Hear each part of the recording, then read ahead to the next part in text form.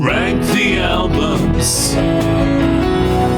This is a brief one. Spacehog, the band from Yorkshire who met in New York. You may well know the one-hit wonder, maybe in the meantime. I think Americans know them. I think if they were based in Britain, they might have a kind of Supergrass-like standing, but they might be a footnote to a lot of people. It's a very intentionally glam-like sound. That definition of glam that you claim it's imitating David Bowie, and in the bits where it is, it's a very mutated imitation, but it's also its own thing that's worth listening to. So the debut album has In the Meantime on it, overshadows the rest. It is one of those albums with a one-hit wonder on it. That's how it feels. It's still worth a listen, but this is going here in the pile.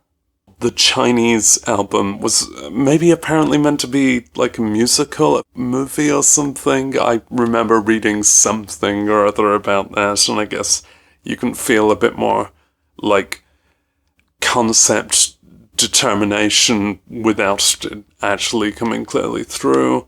It's a better listen in total. Still glam, kind of moved on to a more Diamond Dogs version of glam, maybe. There's more like cabaret-ish stuff on there, like music hall a bit. It's a good listen in total. That's going above the debut. With the kind of near pastiche of the band's tone, I mean, it's still sincere, but it builds in a lot of silliness. If there is depth, you're not exactly there for the depth.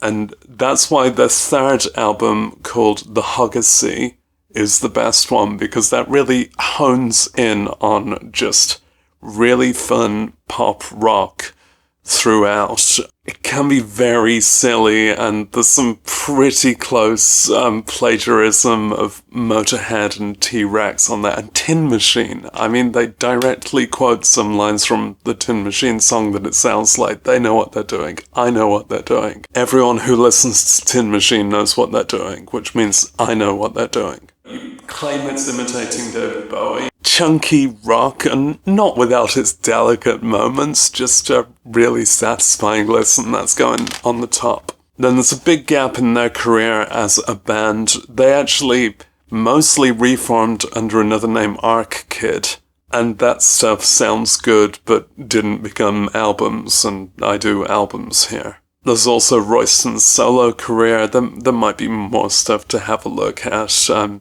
tempted, but haven't yet committed to looking into that. There was a reunion Spacehog album, and it's got pretty bits on it, but honestly nothing that essential. I'm not going to put this on that often, but it's pleasant when I occasionally do. So that's going at the bottom of the four, but it's still a good listen. Doesn't quite match up to the debut, which is still properly worth it. So there's my ranking.